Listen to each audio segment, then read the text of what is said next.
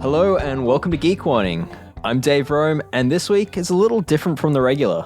James had previously promised an episode from Eurobike, but there was a change of plans, and that'll come next week. Instead, I've got Brad Copeland back.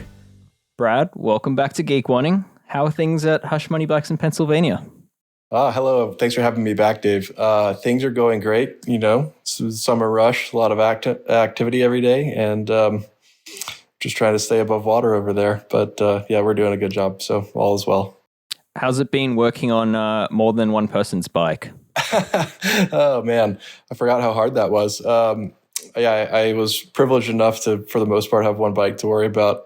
And now the thing that I always liked about bike shops was sort of the surprise every day of what might wander in the door. So it's definitely keeps you on your toes and forces a little more creativity than the same bike day in and day out with the same components for a year or two or more in a row.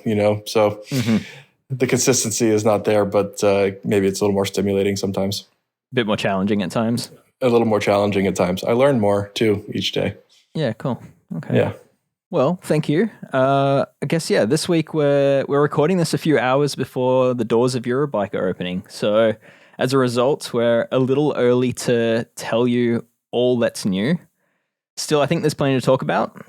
We've got a new tool that Brad and I have expected for a while. There's something fresh from Wolftooth. I'm keen to hear Brad's thoughts on the cross-country tech from Leogang, or lack thereof, should I say. And plus, we have some things on our mind. We have a PSA, and if there's time, maybe even a reader question for Brad. Okay, on with this show. This ep is made possible because of the generous support from our members. Memberships start from $12 per month, or save 30% with an annual payment. For more information, head to escapecollective.com/join. And I'd also like to give a special thank you to our Lifer members. These Lifer members supported us from day one, before we even had a website, and they made a huge donation to making Escape Collective a reality. So this week, I'd like to thank just a handful of you.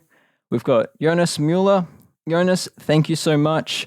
For anyone interested in what Jonas is up to, he's actually the owner of a contract engineering firm, bicycle.engineering.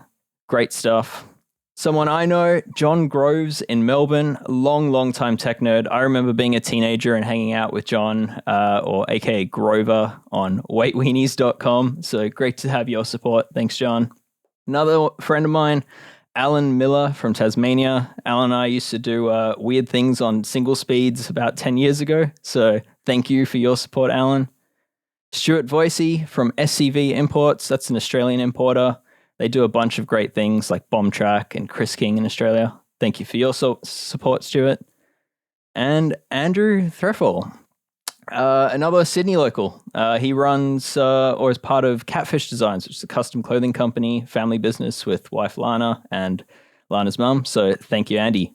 All right, let's get into it.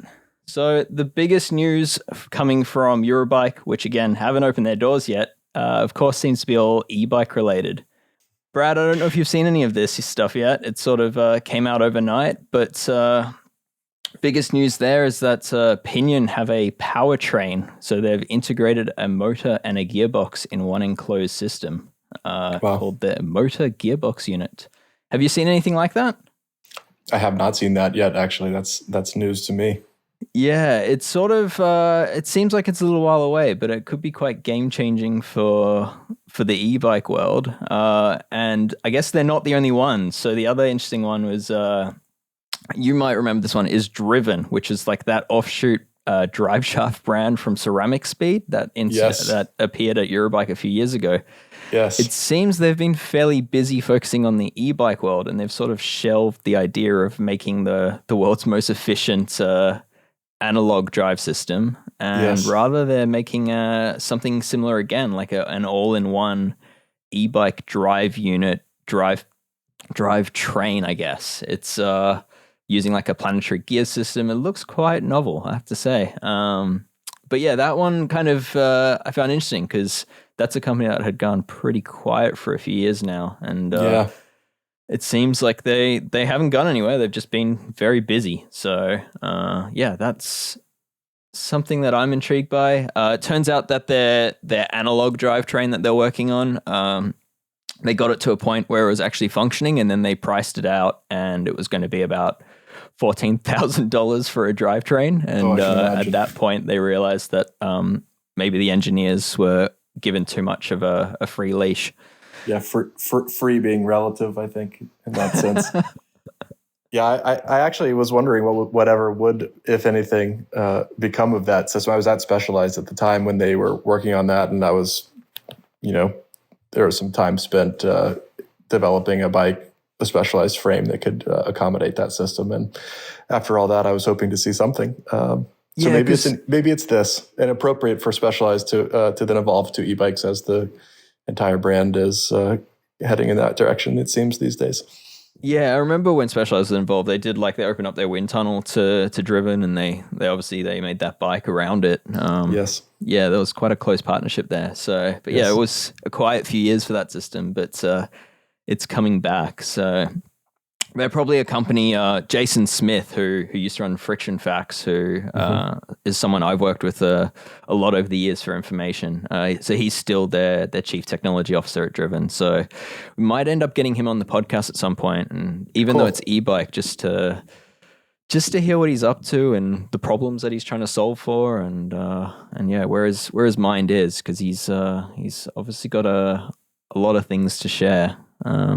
And then, yeah, other news from the e-bike world is Bosch have entered the mid-power game with the Performance Line SX. So that's a category that I'm personally interested in. I'm looking at getting myself an e-mountain bike, and it's changing pretty quickly. Every few months I look again, and there's something new and exciting, which stops me from buying in. But yeah, it's that sounds like a pretty cool system. That's sort of that around that 60 Newton meter mark where a lot of people are playing, which allows you to have a lighter weight all-rounder e-bike. So keen to see where that goes. Yeah, I'm kind of eager to see. I know there's been some teasers from our friend Gustav Dangerholm, as he's known to most folks. He's got a special e-bike project, a Scott Lumen-based ultralight e-bike. That'll be an interesting one too.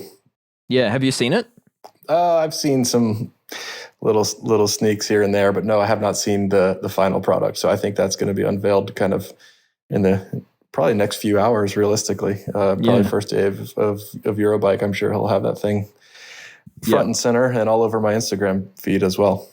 Yeah, I think he may be building two of them. I think there was talk of him building like a weight weenie version and then like a practical version. Okay.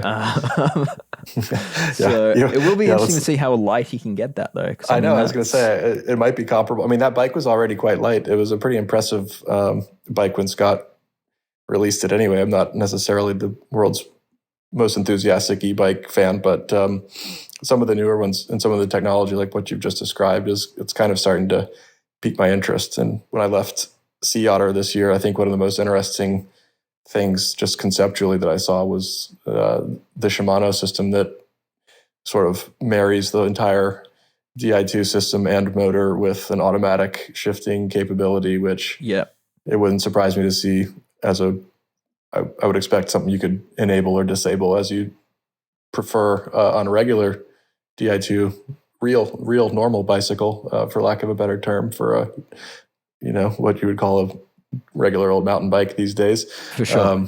But what was interesting was that it actually worked well and shifted when you wanted to, which any attempt I'd ever seen for automatic shifting in the past has been kind of a circus and never really seemed to do it when you wanted it, and always did it when the opportunity to shift had already come and gone. So I'm eager to see what else pops out in the next few days. Yeah, I mean, certainly, as far as Eurobike goes, Eurobike for the last few years being the German-based show, it's world's biggest bicycle trade show. It's been very e-bike focused, very cargo bike focused. That doesn't seem to be changing at all because that's where the European market is these days.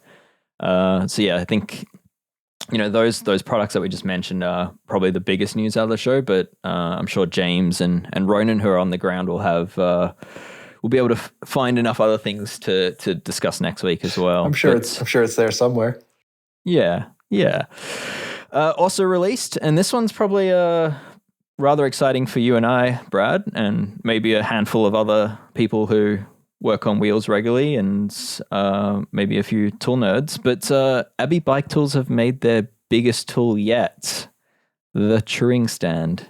Yes. How would you describe this? Well, it's a magnificent structure. First of all, just the machining and the quality of manufacture and the subsequent price tag are extremely impressive. I think those of us who have some familiarity with Abbey tools already kind of know what to expect and know how well thought out things are before they make it to production. So I have not had my hands on it yet. I've been fortunate enough to be an ambassador with Abbey tools for 5 or 6 years at least now. And so I have had some conversations with Jason and a couple of our other ambassadors, the likes of which include John Hall, who's Aaron Gwynn's mechanic, and a few other guys who are shop-based in the United States, or some demo guys in the United States, and guys who use tools in different applications and all provide their own feedback to Jason, who somehow manages to synthesize the ridiculous things we say and produce a product that kind of blows all of our minds at the same time as everyone else when they finally appear. So I kind of had an idea of what was coming, but it's still, seeing it in real life and in a more or less final form, it's quite impressive. And the fact that it's all rolls on bearings and it's sort of the precision that you come to expect from Abbey tools is obviously there, and I expect it to be a game changer for those of us who can bite the bullet and or maybe have a shop who's willing to invest in something. Yeah, of that quality. Yeah, it is quite the investment. I mean, we're looking at US $1,450 as a base price, and then there's options above that. You can get Matsuchio dial gauges, and then there's one with digital gauges that works with a pretty sophisticated and pretty clever, measuring system it's sort of auto zero, so you don't have to then adjust the dials all the time, which is pretty cool. It has a foot pedal for recording data, which is also very neat. But yeah, I mean, from that stand, it seems to me like when you talk about wheel touring stands, you get a lot of opinions, as you sort of just alluded to. Like everyone kind of has their personal favorite and their way of working with a touring stand. And it kind of feels like Abbey might be catering to more than one desire with the way it's gone about things. So they've got, the wheel dishing, centering, alignment, alignment gauges, I guess, which stay centered to the stand. And then there's also like a more movable pivoting arm that you can put anywhere against the wheel to use as like a secondary gauge. So what's your preference? Well, among the other things I may have suggested or requested be featured here, that was one of them. And I always had problems whether by design or lack of design or wear and tear and kind of loose tolerances, let's say, touring stands I've had in the past, you had one side or the other that was sort of the drive side and needed to be referenced as like the spot to measure dish from. So that to me was kind of a no-brainer.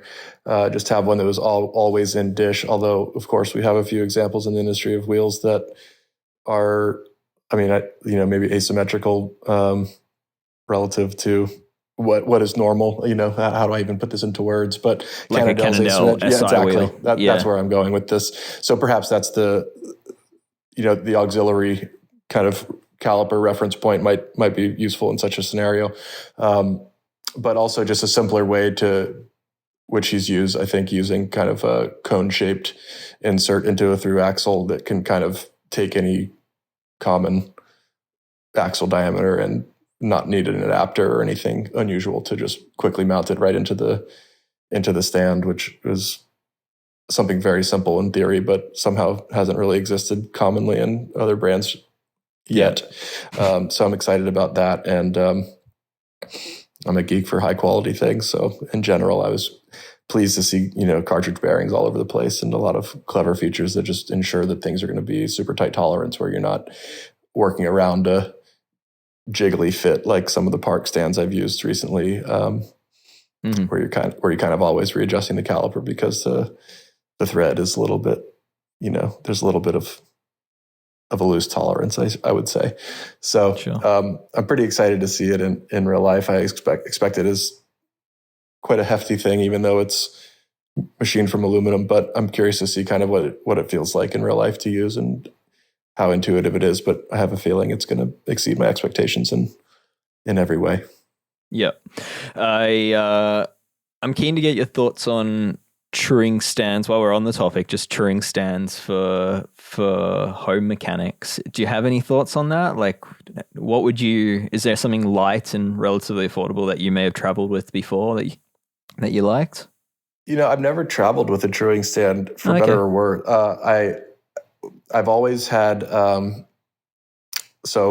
always been based in the United States, but traveling with teams that are based in Europe, at least for World Cup action, and we have team trucks with a truing stand inside. So the necessity for lightweight, compact truing stands was perhaps not as significant, but the so-called kind of ghetto fix that we would often do if we were in a pinch somewhere was just to simply zip tie as the caliper reference point, a zip tie, a stiff enough one that it was relatively stable, and use the frame and true it on the bike. If you're simply doing kind of rough trues at home that don't have to be perfectly in round and perfectly dished and perfectly trued, but are more or less kind of like a home job, let's say, just working on your own equipment, that's been just a super cheap, obviously, hack that works surprising. I mean, it works quite well. You're of course not going to get anything close to the precision or the ability to measure and record and all that stuff that you have with Jason's new revelation. But nevertheless, that's been my home hack, which, for better or worse, I have quite a number of. Yeah, for me, it's the zip ties is hard to go past for the value for money, but it's I've always, for home mechanics, thought like the Feedback Sports do a truing stand. It's a one-sided arm. Yes, I was going to say that one too. I've never used it, but that's the one that I would use, I would say, if I needed something. It used to be so awesome, like when everything was quick release, because the quick release would hold it in, and then there was quite a few years where it became quite terrible because they didn't really have a great solution for mounting a through axle wheel in it. But now the latest iteration of that stand comes with a pretty good thread together through axle adapter. It's not the quickest stand to use. Like you'd be pretty annoyed by it if you were in a shop with that. But it's for home use, it's probably one of the better options I've found. So anyway, for anyone listening that doesn't want to spend $1,400 on a truing stand, then Feedback Sports probably gets my vote for at the opposite end of things. So I was in the shop today too and thinking about this very truing stand as I was using another one and using it to not just true some wheels, but also, while I had the wheels off, clean them, and thought how reluctant I would be to clean a wheel, or maybe even true, or rather glue a tubular tire, which I usually do using the truing stand as my holder, and sometimes drip a little bit of glue in the process. And most shops, if you go into them, at least road shops, they'll be a little essence of tubular glue somewhere on the truing stand. So definitely something I would want to have something besides the Abbey tool truing stand in my shop, just for the dirty jobs that, like so many of his tools, I don't want to even get dirty because they're so beautiful. Yeah, it's kind of funny to spend so much on a product like that and then probably still need to hold on to the old one for the jobs that don't deserve it. So yeah, exactly. It's some might say it's almost too nice, but anyway.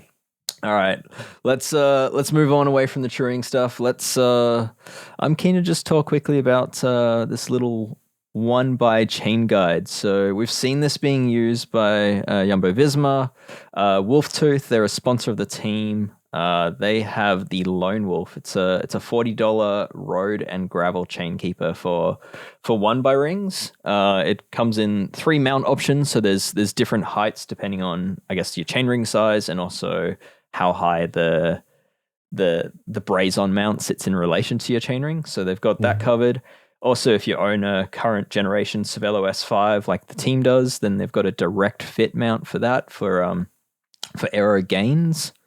But why I'm interested in this is it's kind of returning to a conversation we've previously had on the Geek Warning podcast, which is the drop chain of Roglic at the Giro in the penultimate time trial. He was in the lead and looking like he's on his way to the Giro win, and his chain on a 1x chain ring dropped off going over somewhat of like a water drain, and there was panic, and he still ended up winning, but there was a lot of talk over what had caused that. And at the time, I'd heard from a source that was in the car saying it dropped off the chainring. But what's interesting is Wolftooth have said that the team confirmed that it was actually off the back of the 44 tooth cog off the cassette, which is also why he was able to get going so quickly, because he just ripped it back out of off the back of the cassette and put it back on, and off he went. And that this chain guide, apparently, according to the team, when it's installed correctly, the chain cannot be taken off. What do you think? Well, it's a good idea for sure. We always had the same approach on the mountain bike side, and back in my Specialized days, we were fortunate enough that a very small Czech Republic, that is, based company, it seemed like a one-man show, would make custom chain guides for the Epics, which mounted using like an expanding wedge type system inside of the main pivot on the swing arm of the bike. Nice. And it was quite a clever little thing, but it was not a production item. And of course, the bikes would be shown in photos and everybody wanted one. And they don't weigh much. They're not complicated to use if they're engineered well. And it's, especially for guys whose livelihood it is to race bikes, and especially ones who are capable of winning such races as the Giro. I think it's a extremely valid and relatively lightweight, simple product that doesn't really get in the way of anything. So I'm all for it. Especially on mountain bikes, I think it's almost essential, even though the 1x systems have gotten so good. There's no reason to risk something you don't need to. And on the road, I think those guys are, especially in a race like the Giro, the surfaces are so different that you can't necessarily rely on smooth pavement or expect smooth pavement. So, I think it's a great idea. And in fact, we just ordered a similar product from K-Edge to put on a bike for a customer who has a 1x road bike setup just this week. So, I'm in the chain guide camp for sure. Yeah. So this new Wolftooth one, I guess, where it's different from other chain guides, including Wolftooth's own, they had one for cyclocross use before, is the team Jumbo Visma had apparently requested something a bit more aerodynamic. So this is kind of just almost a one-sided. It captures the chain on like the left hand, the inner side of the chainring, and then on top, and then just by being close enough to the top of the chain, it doesn't let the chain lift off, so they therefore don't need the outer portion of the guide. So it's quite minimalist. The other nice thing is that it's shim free, so there's kind of like this nice little expanding design that lets you adjust the chain line and then bolt it into place. It expands into place, so it's from what I've seen, very quick and easy to adjust. So it solves some of the other chain guides on the market. You kind of have to shim carefully into place, and they can be quite annoying to set up. So it looks like a good product for $40, but yeah, I guess you're saying is when given the choice, you'd always run a chain guide with a 1x. I would say it. I also think that on a road bike too, I think there's some opportunity there, and it sounds like Wolftooth is maybe leading the charge to have a pretty simple and minimalist one where you don't have to worry about the height of the chain relative to the chain guide at the chainring moving at all through suspension articulation like you do a little bit on a mountain bike. So you can really clean it up and make it quite a compact and tidy little piece, I would think. And it's nice to see somebody actually putting some real engineering thought into that, not just sort of Yeah. re-engineering an existing product and clamping it kind of roughly to a seat tube and hoping for the best. So yeah, I like it. I'm all for it. Yeah, 100%. Yeah. The only thing I'm keen for that hasn't been released yet is the fact that they've got a direct mount for a Cervelo, which is obviously a team issue product. I'm looking at my gravel bike, which has a removable front derailleur tab, and I'm just like, I don't want to like put the heavy aluminium front derailleur tab back on to then add this chain guide on top of that. I mean, that's just so wasteful. So who knows? Maybe Wolftooth will have like 150 different products in future. Oh, that's what the bike industry needs for everyone's gravel bikes. Yeah. And they all look subtly different with almost no way of determining one from the other until you mount it up and realize you got the wrong one. Yeah. I mean, like the UDH is actively fixing the rear derailleur hanger woes of there being hundreds and hundreds of different rear derailleur hangers. So maybe we could get Wolftooth to bring back the number of available products by making various direct mount chain guides. Yeah, say what you will about the transmission, but I would say that, and I like it, by the way, just for the record, but that is the thing I like maybe even more, is that regardless of whether you're using the SRAM transmission products or not, to see the industry accept one standard for something that's been a source of headaches, especially for those of us who've lived in the shop for a number of years. That's a real win. So thanks to SRAM and everyone else who got on board for that one. But yeah, we'll see if K-Edge can undo what was been done already. I'm sorry, Wolftooth, excuse me. Sorry. Yeah. I'm sure they're not keenly looking at this at the moment, but hey, I'll take one if they are. Yeah. Brad, did you watch the World Cup Leogang? Did you tune in? Did you watch the racing? Yeah, I watched most of it. Yes, I would say. Yeah, I didn't get up quite early enough to catch the beginning, but I watched the highlights of the beginning and the rest of it. Yeah. What did you think of the course? That course is tricky. It's especially for bike selection because it's so steep and the climbs are quite long. I would say it's definitely the most sort of favors the climbers more than any course currently on the circuit anymore. Albstadt was kind of the only place you used to see hardtails used. I would maybe not even by the majority, but at least in a large percentage of riders. With that no longer on the circuit, Leogang's kind of the last bastion of hardtail use for a few riders, and we saw a few of them there. But even, it's then you come back down, it's super rooted, it's often wet. A lot of times they have new sections of single track cut like just prior to the race happening, so it's not really worn in. There's no groove or, obvious clear line choice, which is both good and bad because it creates a lot of opportunity for taking many lines and exciting passes to happen and that sort of thing. But it can make the setup a bit of a roll of the dice. Mm-hmm. But they got good weather this year, so that was I think to the riders in their favor. It was hot. Yeah, it was hot, but I think they'd rather it be hot than wet because that course is a pretty scary one when some of those descents are pretty. With the roots when they get wet and a little bit of slimy mud on top, it's pretty wild. Yeah. Okay. All right. Yeah. It surprised me a little bit. Like we saw a few hardtails, as you mentioned, like Mona Mitterwellner, Austrian rider. She managed to get herself into second place on the podium, which is an amazing result. She was sort of one of the more notable riders, I guess, to be on a hardtail, a Cannondale hardtail. But yeah, everyone else seemed to be sticking with the regular bikes. I'd say there were fewer dropper posts than what you normally see, maybe. Maybe on the men's side, I feel like the women are less prone to switching back and forth as much and are more, almost entirely, if not entirely, the whole field riding a dropper post now. The men still do on these courses where you climb so much. They will opt for one or the other, but I'm also in the sort of 100% dropper post all the time camp, even if it's a bit heavier. I think the safety in it, it's faster, and even like flat turns, to drop it just a little bit makes me feel more comfortable on my bike. So certainly on the steep, rooty stuff, I think that measure of control is for me, I have to have it now. I can't ride a bike without it. I was sort of against it at first, kind of like I was with 29-inch wheels. And both times I was very humbled, and immediately upon riding it, changed my mind. So, I did. I think also maybe it was Ann Terpstra, if I'm not mistaken, Ghost rider, who they were on I think it was her.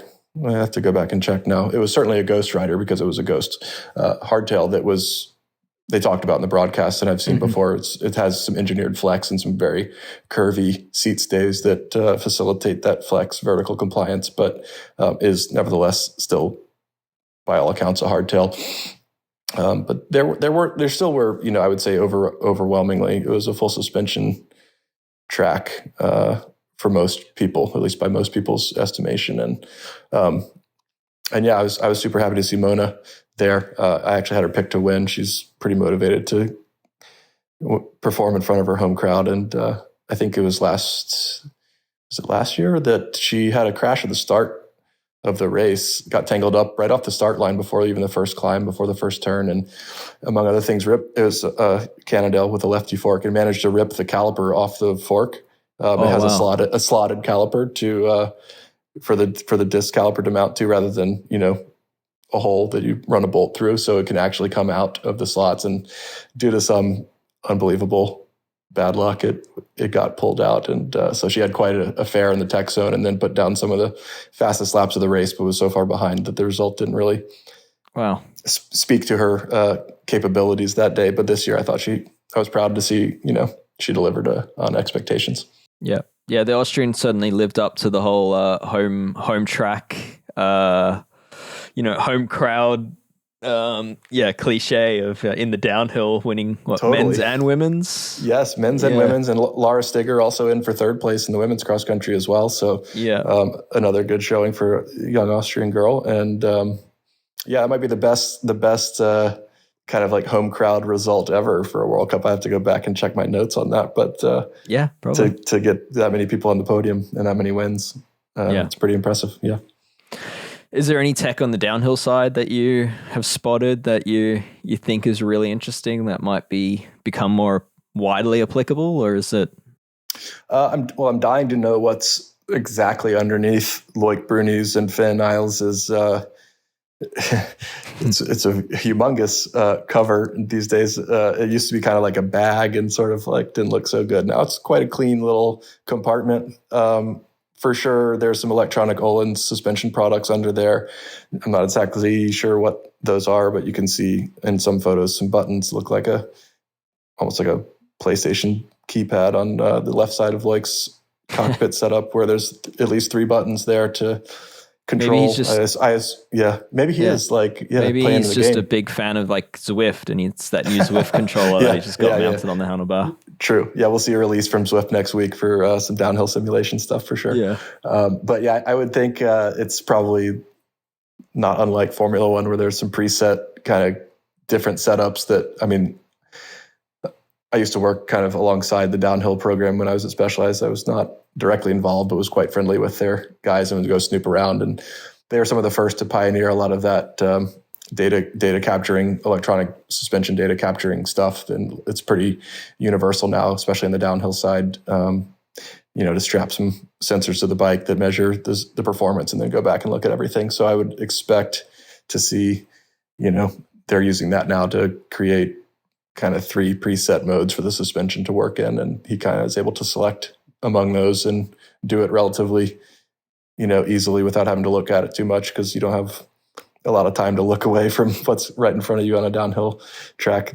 So I'd be very curious to see what exactly that is. You can definitely see on the top of the fork that there's a little bit of wire and kind of electronic connections happening there too. So I think that is the electronic suspension and the data capturing capability is probably something that we'll see transcend all of the sport. It's already beginning. So maybe it's a good segue into Nino Schurter's new products on his bike, also on the cross country side. Yeah, we mentioned that briefly last week, but what do you know about it? That like it's obviously a flight attendant. It's looking very production ready, but yes. Do you know what it's trying to achieve? Well, it's So basically, it's the same concept as what they were trying to achieve when they released it on the enduro side. I was sort of shocked that it did not come out as a cross-country product in the first place. Yeah, same. It seems like that's like the perfect application for it. Also, those bikes are kind of quite silly looking when they have so many cables with lockout switches, dropper post cables if you're not using the electronic version, brake hoses. So you have 5 or 6 hoses flopping around up there, or hoses and housings, and it's quite a clutter. And especially cable routing and cable friction is also a factor. So I think that sort of simplifying, so to speak, the bike with some electronic aids to manage the suspension at least is a good idea, as long as it works, and it seems to have worked well for him at Lenzerheide. So I'd say RockShox is probably on track with that being close to production ready. I know that we have some, we've always had some exclusivity with SRAM when I was with the Scott SRAM team, getting some of their products first with like a bit of an agreement that we would be the first to have access to those. Of course, Nino is a good person to hand anything to if you want to see good results immediately. So he's a pretty good bet in that department. So, the way that those products function with a completely open, fully active mode, a fully locked out mode, and then the kind of in-between mode where it's kind of a little bit more compression damping that firms everything up for pedaling purposes. That's kind of been Scott's bread and butter for years with their twin lock suspension system, which does the same thing, but with a mechanical actuation. So for me, that was the perfect platform to use it on. And I expect probably by World Championships, you'll see a lot more riders using it. But we have, with probably some exclusivity that has been agreed to on the front end. So yeah, okay. Stay tuned. But yeah, I bet that's going to become something everyone has access to by the end of the season. Yeah, you're mentioning like the data acquisition from the Specialized team and how they wanted the first to do that, and it's now pretty common in the downhill world for them to use it during like time training and that sort of early course practice, I guess, to get a feel for the course. And a lot of teams will use this technology. Have you ever seen it being used in cross country? Absolutely, yeah. It's super common. It's more and more common these days too. Specialized, if you look at some of their own cross country riders during practice as well, you'll see the very same types of capture devices. Usually theirs is mounted somewhere along the seat tube of the frame. There's like a zip tied box that has obviously the hardware inside that does whatever recording and measuring is taking place, but there's little devices kind of strapped from the top of the fork crown to either the steer leg or possibly the axle, and a similar one along the length of the rear shock that is kind of taking measurements in real time and providing that feedback. So they're already using it. Scott has been discussing how to use it and working with the company to do one because of the internally mounted rear shock. It's a little bit trickier perhaps, but not impossible. So there's always been some interest there from the cross country side, and it's starting to show up. So with these tracks have gotten so technical in the last 5 or 7 years maybe. It's kind of the same reason you rarely see a hardtail race at a World Cup anymore. I mean, it wasn't that long ago. It was like 2010 or so when Jaroslav Kulhavy won the first cross-country World Cup on a full suspension bike.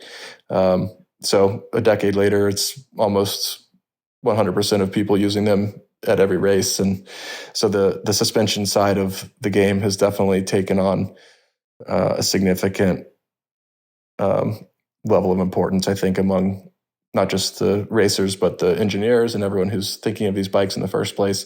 That's, I think, probably the strongest point of emphasis, and perhaps why a lot of the bikes are starting to look kind of similar. Yeah, too. Yeah, they're all landing at similar designs, aren't they? Yes. With the exception of Scott. Yes. I guess the other thing, is that travel's increasing, right? For the last decade, everyone ran 100 mil, and 100 mil fork, and normally 100 mil in the back as well. Maybe give or take 10 mil, but we're seeing that increase. And I guess with that increasing, there's more scope to, gain extra performance and tweak the settings. So I guess that that will open the door more to the data acquisition side of things.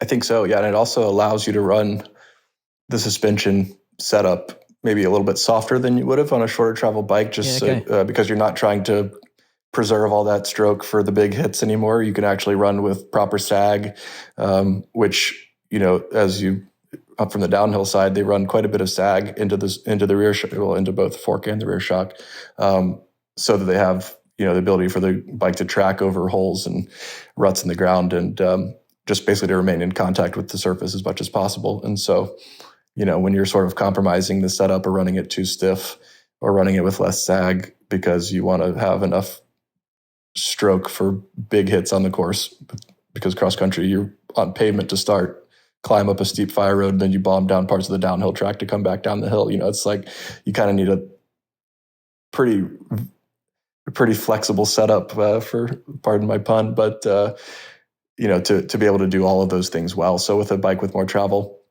and suspension that's quite sophisticated compared to the early stuff we saw in cross country, I think that's kind of the next frontier for cross country bikes, and with the exception of maybe the Trek, and then the new Specialized that just was released, that have actually quite a bit less rear travel than we've grown accustomed to.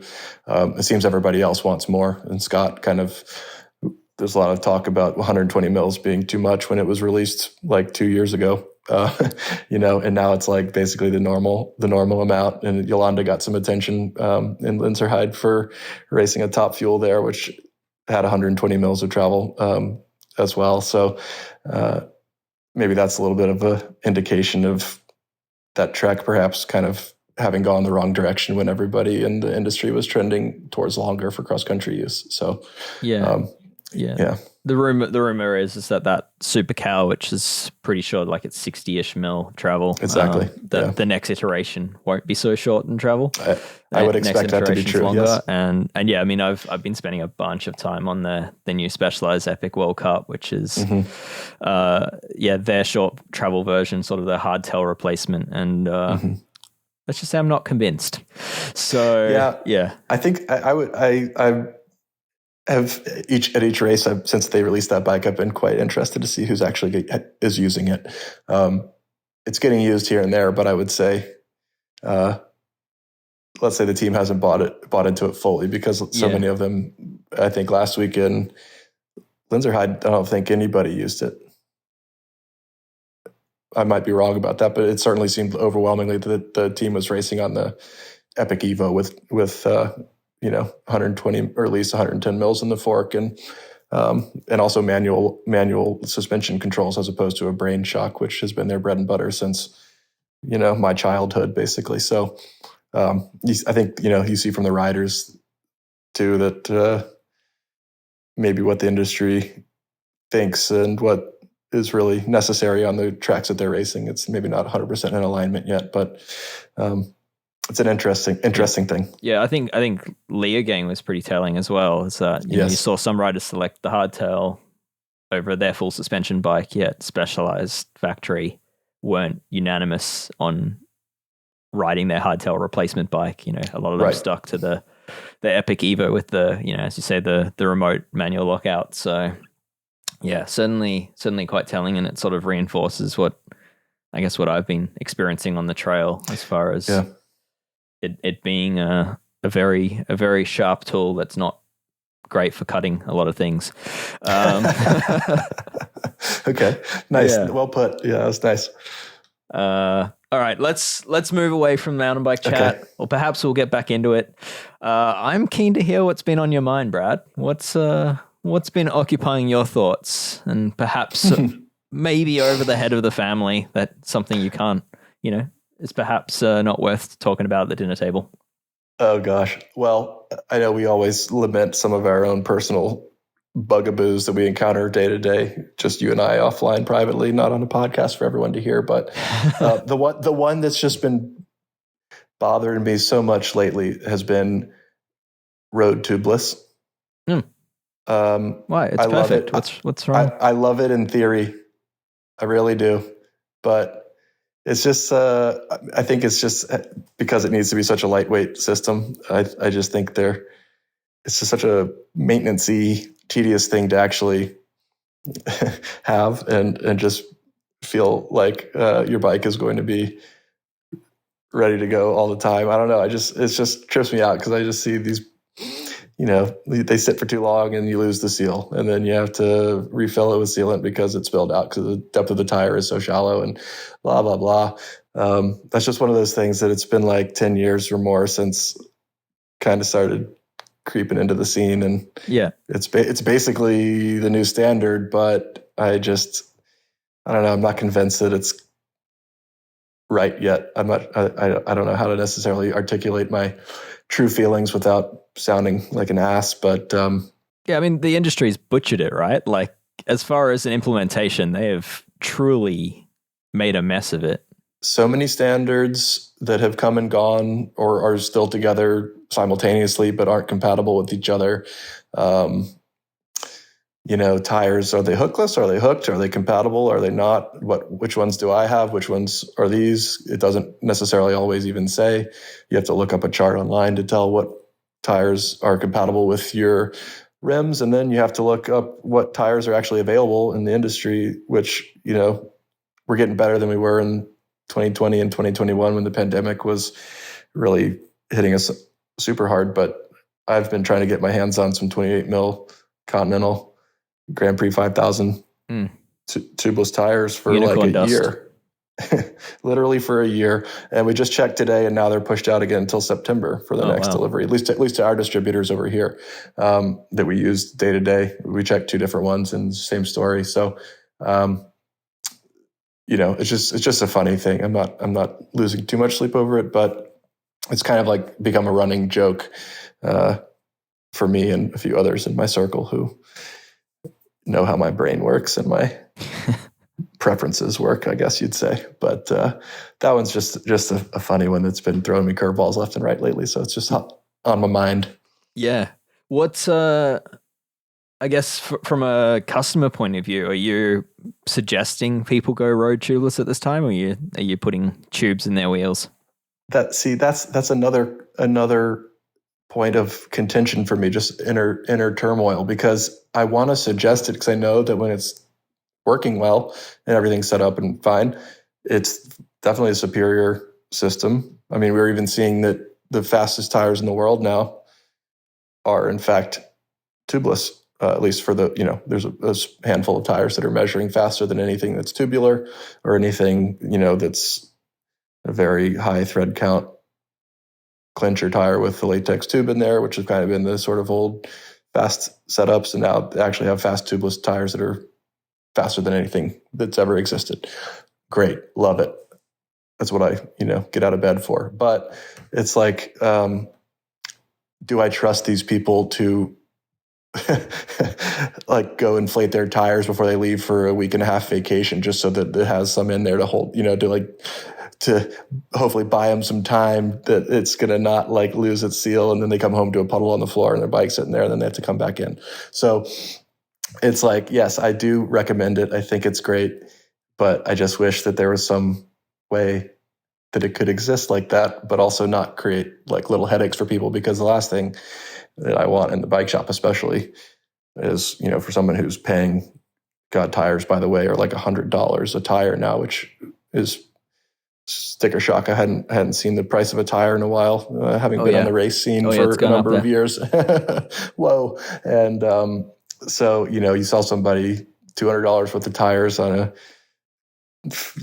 couple G's in the wheel set. And then if, a couple, maybe $150 to do the labor to set everything up and all the sealant and everything that you used and blah, blah, blah. And then it's like, come back in 2 weeks because they parked their bike and then the whole thing kind of came undone. It's like, well, I feel like there's just got to be a better way out there. And I'm sure somebody is working on that as we speak. So I hope, they kind of more or less got it sorted out for mountain bikes eventually. It did take some time. Also, we must remember for mountain bikes to really come up with a standard that everybody kind of followed. And, the early days, there was only 3, I think it was Hutchinson, Michelin, and Specialized of all people. And I think Specialized had a recall there. So really just 2 in the UST days of tubeless at the very beginning for mountain bikes. And then they abandoned that standard altogether and moved on to something else. And Stan came along and did his thing, and then kind of somehow we ended up where we are. But I feel like we're kind of in the mid phase with road tubeless right now. We haven't quite gotten to the end of the game yet. So I'm going to stick around till the game kind of concludes, but it's something I would like to be able to recommend more confidently than I am recommending it now, but I'm still recommending it. Does that make sense? Yeah, I think you're probably in the same boat as me, which is I use it but don't necessarily recommend it. Yeah, exactly. And that's not really the way I want things to be, like, because when people see my bike and I'm like, yeah, but you shouldn't do it because you're not ready for that. Yeah. It's like, that doesn't really... Yeah, you kind of like, customers, you kind of judge based on like the condition of their chain, whether they're suitable for tubeless or not. Yes, exactly. Yeah, how much gunk is on their rear derailleur pulleys? And if none, then they can have tubeless. Yeah. But yeah, I mean, I was also for a number of reasons, maybe the biggest one being because I'm sort of a nerd and like to be kind of exclusive about my bike setup, was running tubulars for most of my life. And I still have some bikes with tubulars on them now, and I love them, but I definitely never recommend them to anybody else, and tubeless is not quite to the level of tediousness when it goes south as tubulars, but it's kind of there. Yeah. It's kind of a mess. And it seems like it's advertised and talked about like it's the solution to all the problems, but it really just opens a whole other can of worms that didn't exist before. So it's like, not sure if I am really fully convinced yet, but I don't know. Yeah. We'll see. Jury's out on tubeless road, but yeah. No, I think we're exact same, which is just really like it in theory. Just wish it were more user friendly, but, oh well, we'll keep whinging about this one. It's a good one to complain about, especially as more bikes come stock with tubeless on the road. And I think there's certainly room for improvement still. So yes. But it's clear the industry's pushing in this direction. So for sure. On my mind, Brad, you might get a kick out of this. It's probably a bit of a running joke on the podcast now because it's probably the fourth or fifth time I've mentioned this, but still chain breakers. I'm still thinking about chain breakers. And my most recent thought is I've been using the Shimano TLCN 29, I think it is, which is like, it's kind of like their consumer, like their plastic chain breaker, which is like that mid-range. It's quite small. It's made of plastic. It's got a little handle. And I've been using that lately. And what's been surprising me is that despite being smaller in size, it actually feels like it takes less force to use than pretty much any professional massive handled chain breaker out there. No kidding. Like it kind of just like pops the rivet with less feedback through the hands. And that has sent me down a rabbit hole of trying to I've been most recently using an car oil filter wrench as like a handle to turn the chain breaker handle with the base of the chain breaker mounted in a vise. And then I've been using like a digital torque wrench on that oil filter wrench to measure like peak torque. This is why I love you. Yeah. And like surprisingly, it seems from what I can tell, I need to do more repeated tests. I'm probably going to come up with a better handle solution than the oil filter wrench. But from what I can tell is like that little plastic mid-range Shimano chain breaker requires less force than even Shimano's own professional chain breaker. Then you have to do a subsequent analysis of sort of its longevity, and then cost per tool, and extrapolate sort of like, would it be a better investment to buy 6 of these knowing they wear out, or one professional one and it's so that's like some complicated calculus you have to do on that one, I think. But that's very interesting. I haven't used that particular one. I've actually, so I know that we've talked about my drawer foam, which was a long process, and we can skip over the details, but I have 3 chain breakers in my drawer because, again, I like to think I'm thoughtful and well prepared, but as I got back into the shop as my primary function, and as we mentioned at the start of the podcast, I was working on just one bicycle for a number of years. And so I have 2 Abbey Decades, one with the mid plate for axis chains and one with the mid plate for like every other kind of modern drivetrain, but it doesn't work on like 8-speed stuff, So I have a Pedro's one for that too, because I don't want to switch the mid plate in one Abbey Decade tool, because that's like kind of annoying when you're like, in the middle of a job or whatever. And I'm lucky enough to have had two in the first place, to have one at home and one in my travel box. But blah, blah, blah. I didn't even realize really, or didn't even think about it as not being compatible with some of the mid-Z kind of bikes that you see in the bike shop relatively frequently. So at least half the time I'm in there, I'm using this Pedro's one, because the other two, super deluxe Abbey, fanciest chain tools ever, blah, blah, blah, don't even work on on these cheaper bikes. And maybe that's by design. Maybe that's kind of what Jason wanted. He's like, if you're working on those, then who cares? Yeah, it makes it more precise for the modern stuff where the precision's needed. But exactly. Limiting. But I was sort of surprised, and I haven't broached the subject yet, because as generous and thoughtful and whatever as Jason is and has been to me, I don't want to put another project on his lap. But I'd like to see a mid plate, maybe for like those older ones that has just a little bit more clearance between the back plate of the chain tool, where the chain kind of rests and you push against, and where it's held by the mid plate, where it sort of sits in between the links of the chain. There's just not enough clearance there to wedge a slightly wider spec chain from like a 9 or 8 speed or lower even sometimes. So that was a funny revelation from my side, but I haven't yet applied a torque wrench and various methods for capturing exactly how much force I'm using, because it didn't really seem like it was so much that it was a problem. So I was willing to accept what I was handed. No. I would like to think I'm the only person wasting time on this non-problem. I would expect that you might be, but nevertheless, I'm glad you're doing it, because I love to hear about these things. Yeah. And also not have to go through the struggle of actually performing the task myself to find out. Yeah. But it's racking my brain at the moment, because this small little Shimano is outperforming much larger chain breakers, and I'm not sure why, because the way it holds the plates is much the same, and the way the pin works on a bearing is much the same.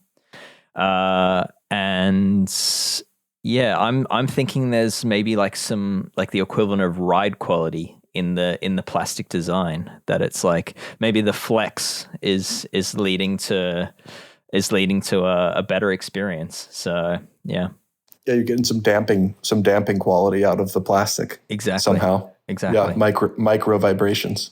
Yeah, been hearing about it for years, but maybe finally this is the first time it's actually existed in real life in the bike industry. Yeah. So anyway, well, I'll stay tuned for your analysis and subsequent results. So I'm excited. Thanks, Brad. And good luck. Thank you. All right, let's jump into our PSA. I don't think we've had one of these for a few weeks, and I'm keen to talk about something, Brad, you might have been seeing a bunch lately, and anyone that works in a shop probably does as well. The PSA is to check your mechanical shifter cables, specifically when you're running drop bar shifters. Yeah. What's this all about?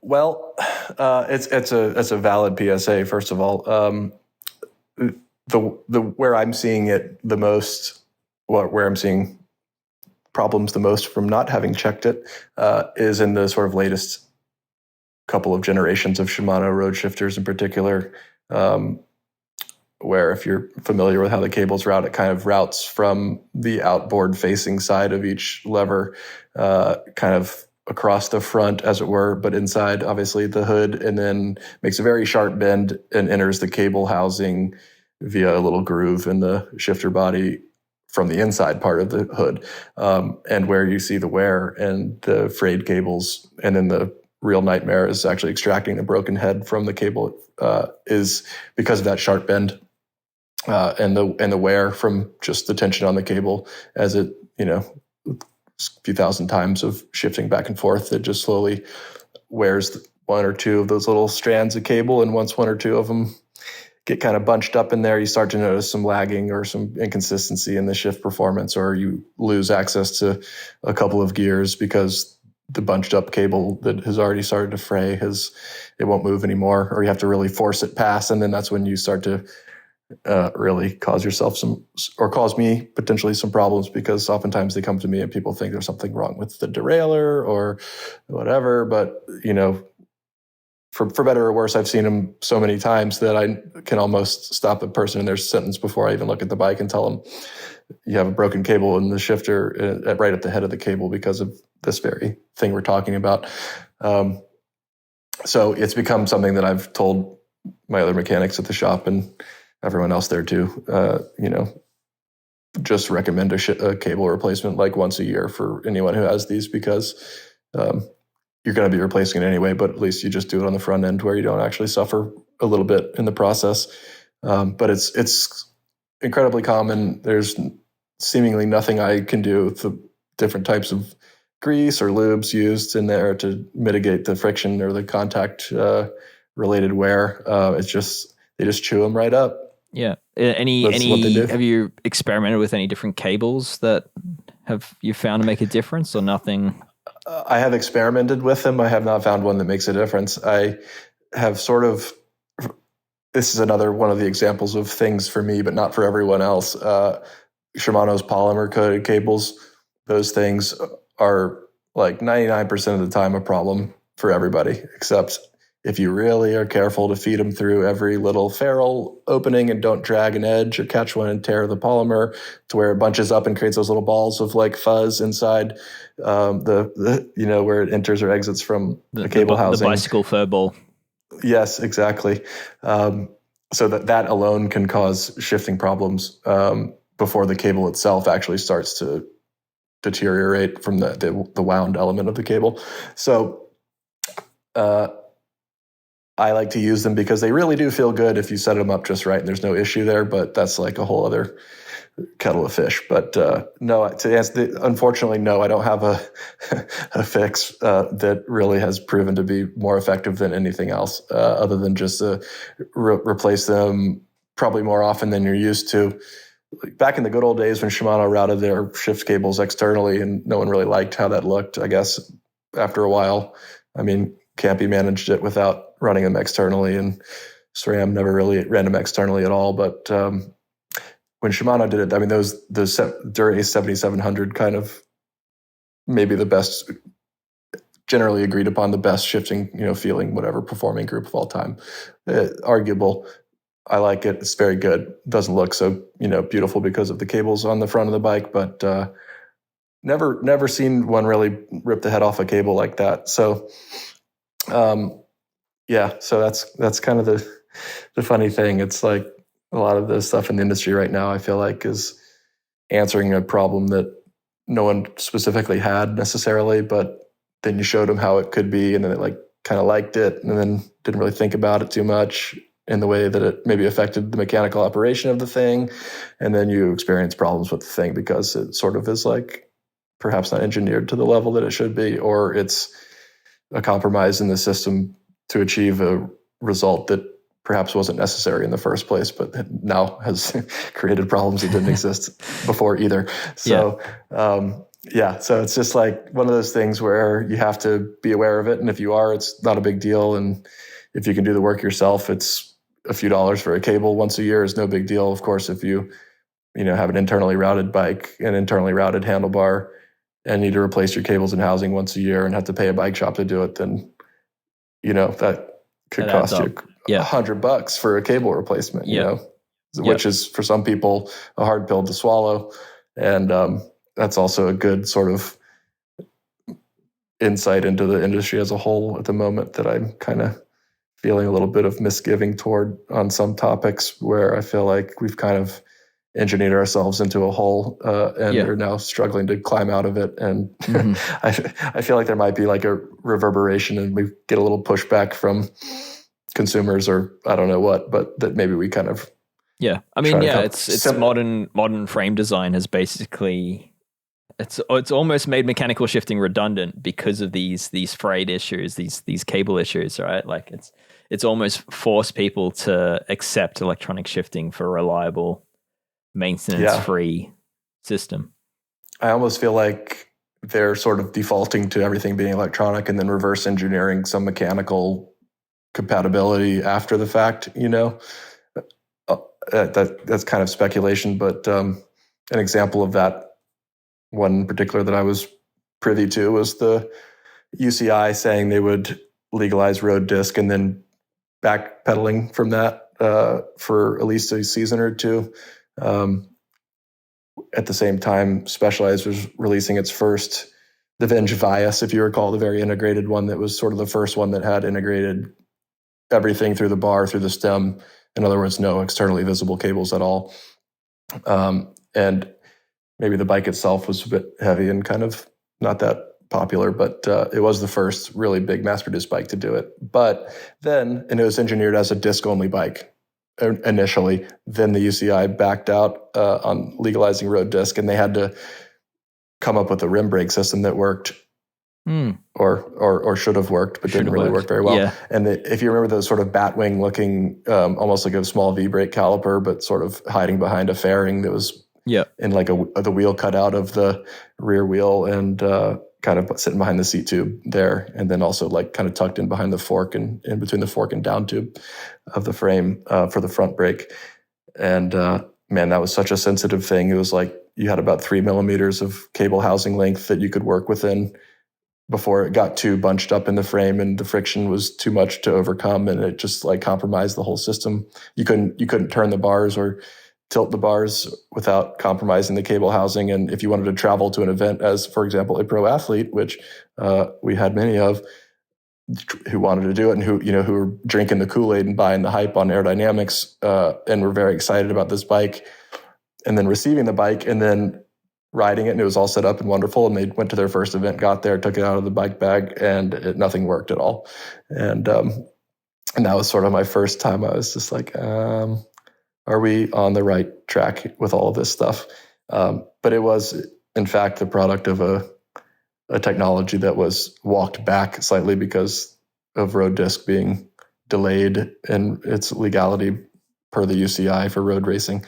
And so they had to put some mechanical brakes on a bike that was never meant to have them in the first place. So I feel like that specific bike is one of those bikes that is still floating around in people's ownerships, and occasionally someone's actually riding it, and they're almost riding it just to make mechanics hate their life. Well, whether that's why they're doing it or not, that is the outcome. It's the outcome. And yes. Yeah. And I'm not sure the owners still choosing to use that bike are necessarily trying to be vindictive about it, but it just so happens to be. It is. And when I see one, I mean, they used to fly us like overnight, fly us to a place where a triathlete would have this bike and unable to ride it and unable to compete if no one showed up to fix it. And it was a crazy time, to say the least. And I had the disc version. Fly us. Yeah, the fly us. It fly us all over the world to fix your brakes. Yeah. Nice. So they probably lost all the money they would have made on that bike just in airfare for the mechanics who they paid to go and sort it out. But one of the funniest, this would be my last anecdote about the Venge Vias, was it's a race. I think it was in Abu Dhabi or something. It was an ITU triathlon race, and I can't remember which athlete it was at the moment. But nevertheless, was unable to get the Vias in working order for the race and borrowed a SL4 tarmac, which was at that time, I think we were on the 5th generation of tarmac. So it was even an outdated version of the tarmac road bike with off-brand components that weren't sponsor correct, and actually won the thing. He won the race. And the whole point of Specialized, and every company for that matter, involvement in sponsoring these athletes to do anything is to gather marketing assets to then use and sell these products. And so, and it's rare that you win one. So when you do, it's a huge deal. And he won one. It was a huge deal, except that none of the assets were usable because he was riding an outdated product. It showed nothing that could be sold. So just one of the many fun moments from the circus of bike racing. But a very good insight into some of the silly stuff that I think is kind of plaguing the industry. Some of it's innocuous. I mean, this cable thing is not the worst case scenario in terms of all of the bike quirky stuff I've seen, but it's still a pain. And to explain to somebody with their new Dura-Ace bike that, oh, by the way, you're going to have to replace these cables because that's just what they do and it's what happens. And I did 2 of them last Sunday alone. So it's a very real and very common thing that, if you have any Shimano road shifters newer than, 2016 maybe, odds are either you've experienced this or you should, if you haven't, you better go get your cables replaced right now. So yeah. And I guess for people that, the best maintenance here is preventative. So as you said, like replace them once a year or even more regular if you're riding a bunch of Ks. I would also say normally once you're shifting down to the 11th tooth starts to get sluggish, that's probably the earliest sign of issue, and don't leave it after that. If all your gears are good but your 11th tooth is all of a sudden slow to shift from your 12 down to your 11, then you're on your way to a broken cable. So it's time to get it serviced immediately. Yeah, and if your shop charges by the hour, the longer you wait, that cost is going to go up, because once you have a whole like octopus of cable strands in there that's just all over the place, extracting that little cable head, it's not so easy in that shifter either. Yeah, there aren't too many access points to get in there, and the more chewed up and wild the strands are inside, the longer that process takes. So depending on how they bill for their time, that could add up as well. So super rare. I've also seen it ruin shifters, like where a loose strand gets caught up inside of like the teeth of the shifter, and at that point, I mean, those were never designed to be used as serviceable, and there's pieces in order to get into those Shimano shifters. I mean, you basically need to be a watchmaker. It's exactly it's not something I know any mechanic that's actively pulling apart and putting back together. So it could be a new shifter if it's something that you leave. Exactly. Yeah. All right. Well, I think that's a pretty good place to wrap things up. I'm going to save that reader question for an upcoming Ask a Mechanic episode, which we'll do in a live audience, and Brad will get you back for that. And awesome. have a bunch of questions. So I'll save that one because it's a good one. It's right up your alley. But okay, good. I have a bunch of answers. If this didn't give you some insight, I could talk about this all day, and I do for the most part. Yeah. Nice. All right. Well, that's the episode. Thank you for tuning in to Geek Warning.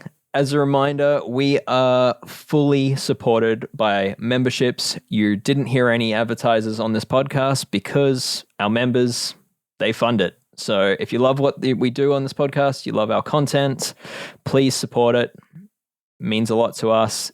It lets it happen. It lets it continue. Thank you. And if you haven't already, please leave us a review and a rating.